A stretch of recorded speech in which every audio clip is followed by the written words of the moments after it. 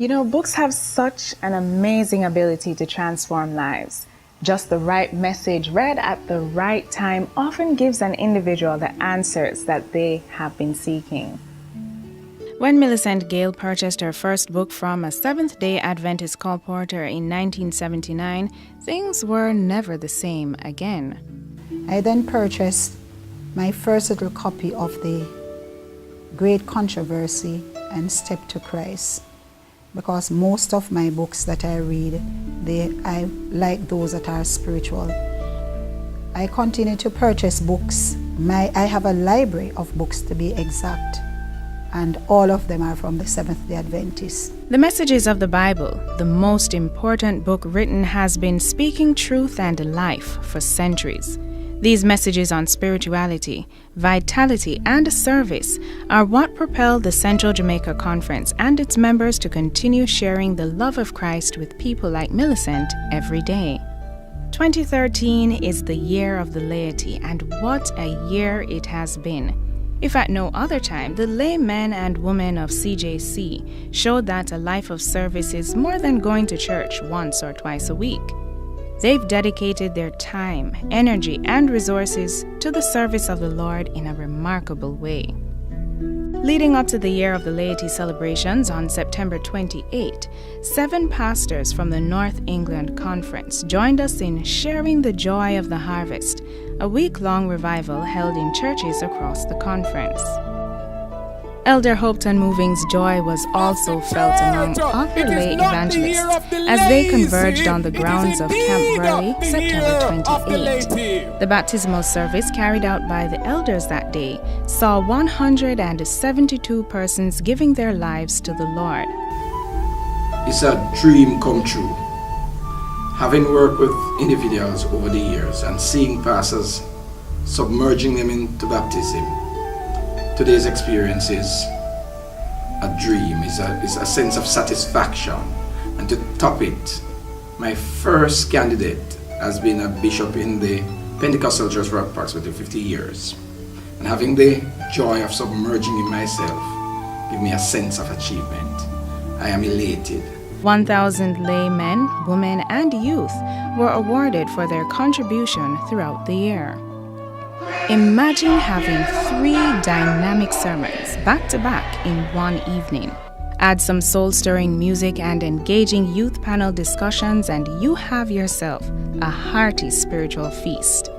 That was the hope of the Personal Ministries and Sabbath School Department as they organized a lay preachathon across Clarendon, St. Catherine, and Manchester.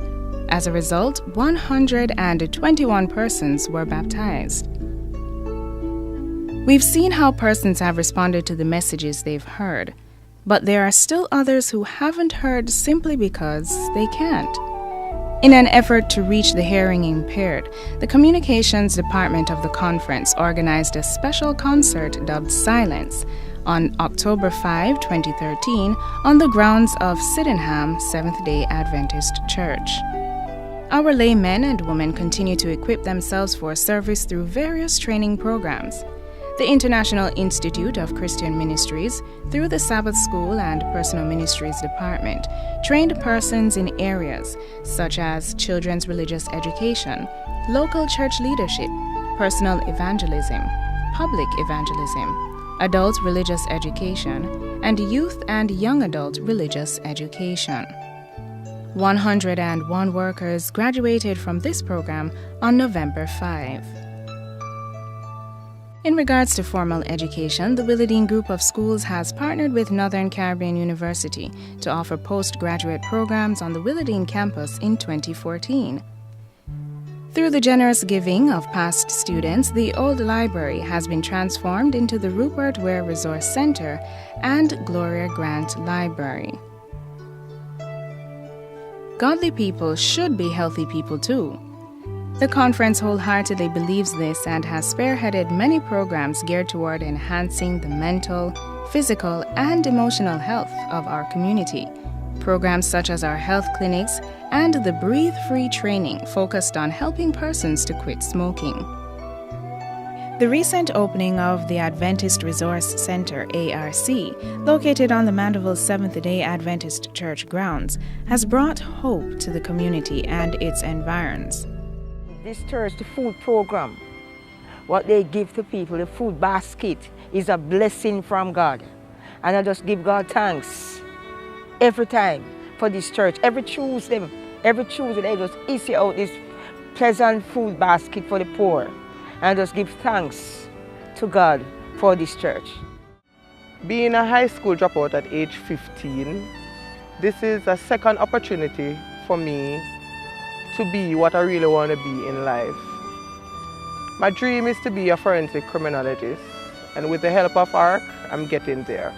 As an extension of the H.S. Walters Health and Outreach Clinic, ARC provides free of cost educational and skills training, clothing, food, professional counseling, as well as medical and dental services. The stories have been many and varied.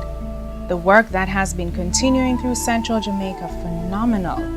2,664 persons have given their lives to Christ.